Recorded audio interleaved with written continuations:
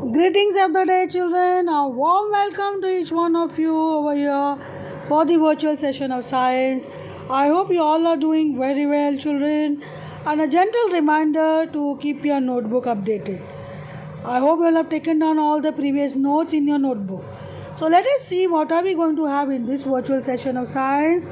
We are going to begin with a new chapter, that is water. And as a regular practice, you all know you are going to write this topic in the index, write the date of the session, that is today's date, and on a new page you write a title, water. So let us begin with the topic water, and take down all the important points discussed in the session today. So let us see what is water. As you all know, water is precious, fundamental, and the most essential substances required for the existence of life on earth. Water is found naturally abundantly on a planet Earth. About 2/3 of the total Earth's surface is covered with water. It is a transparent, odorless, and tasteless inorganic molecule composed of hydrogen and oxygen. So, as you all know, without water, life will not exist on Earth. Every living organism, with few exceptions, require water. Without water, there is no sustenance of life, there is no survival of life. In fact, the first life on earth came in water. So the existence of life in water is all because of the water, and it is very fundamental for the survival. That's why water become very precious to us, and in your day-to-day life you must have realized the importance of water from the morning. When you get up early in the morning, you start the day.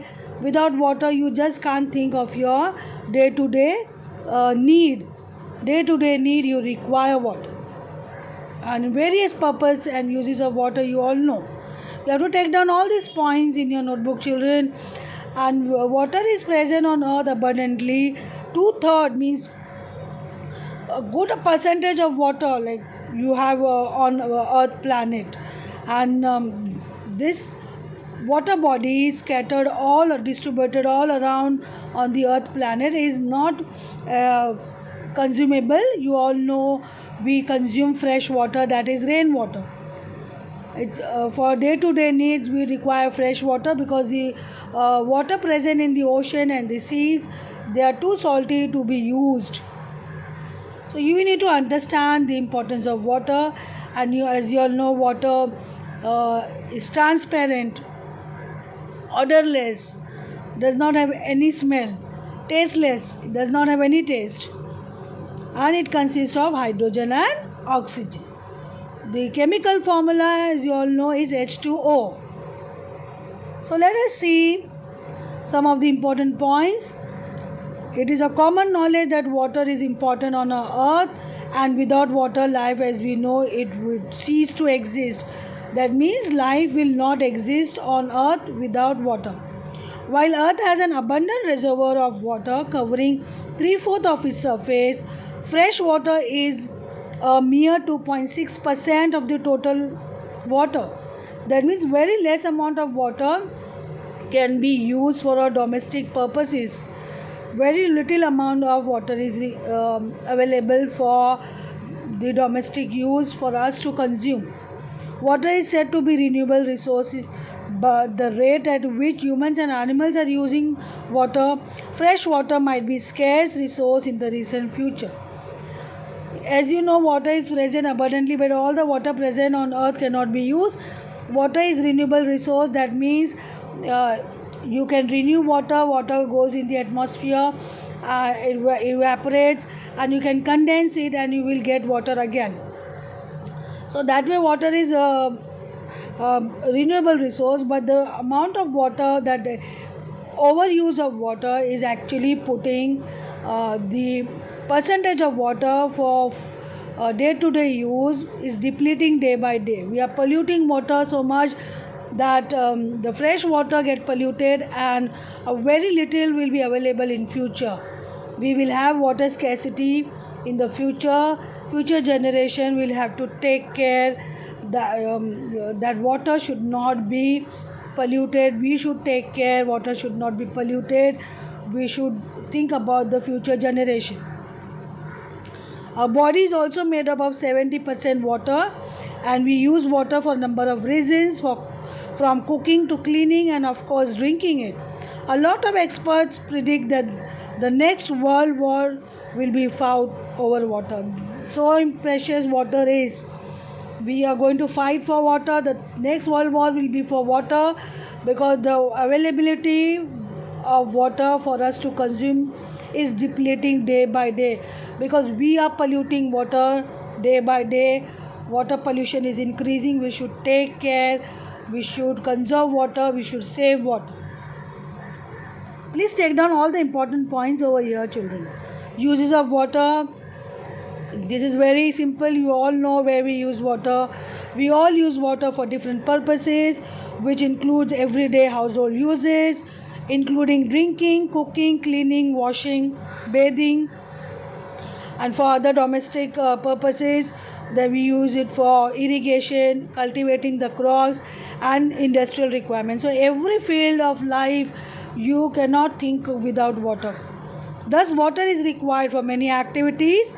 Therefore it is very essential element required for the continuity of life on the planet. So if we need to exist on earth, we need to save water. So very important. Next, here you can see uses of water. Just have a look. For bathing, for cleaning, for drinking. It's very simple to understand in your day-to-day life. Just can't think of day-to-day life without water. Here you can see you water the plant for drinking purpose, for bathing. So you should be very careful while using water. You should always conserve water. Here again, drinking, washing hands, brushing teeth, bathing, cooking, watering plants, means every activity somehow require water. Some or the other activity in your day-to-day life, you need water. So you should be very careful. When you are using water, you should always try not to waste water. Sources of water. Let us see what are the sources. Where does water come from? People living in different regions have different sources of the water that they use. While some draw it from wells, ponds and lakes directly, others, like many of us, receive water through taps via a network of pipes connected to these lakes, ponds and rivers. So your BMC, your functional, where BMC will connect water. They have a huge connection of water pipes from the lakes and the ponds, and the fresh water which supplied to us after processing it, after cleaning it, chlorination and all is done, so that it becomes fit for drinking. So all that the water supply which we get at home, that is tap water, comes from the pipelines where BMC works for it, and we get fresh water and it is consumable. It is cleaned and that is supplied to us.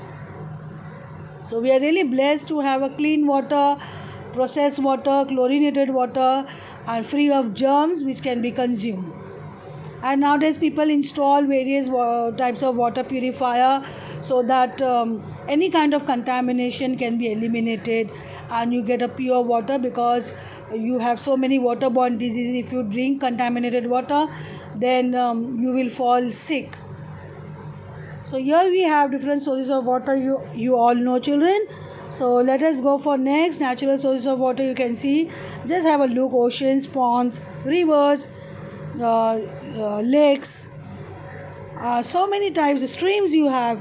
So these are all the natural sources of water. Nature has supplied with abundance of water on earth, but all the water bodies which are there on earth cannot be consumed because of the salty nature and other contamination. Here you can see the natural sources: streams, ponds, man-made source of water. Groundwater can be drawn with the help of making wells. So we dig wells so that we can utilize groundwater that lies underground. We dig wells, so the water comes in the wells from underground, and we use that water. So this is man-made source It is actually the underground water, that is again a natural source, and then we dig well, that becomes a man-made source, and through taps and all we can connect and we can get water. Water cycle plays a very important role in regulating the fresh water on earth. How it is done? To know how these rivers get their water from, we need to study a little about the water cycle and the process of evaporation and condensation. You all know this process, children. What is evaporation? The process of conversion of water into its gaseous state, that is vapors, is known as evaporation. So when heat is supplied to water naturally due to the temperature, due to the high temperature, because of the sun's heat, water get evaporated, it get converted into a different state, that is in the gaseous state, and it get evaporated in the atmosphere. Please take down these points, children. Take down about underwater cycle, write evaporation first, and then we will see what is condensation process after that. The process of conversion of vapors into water is referred to as condensation. So when water vapor goes into the atmosphere, it rises up high in the atmosphere where the temperature is low, then the water vapors condenses again back to water, and then precipitation happen, water come back to earth in the form of rain. Water cycle can be defined as the process through which water gets evaporated from the open surfaces like oceans and seas.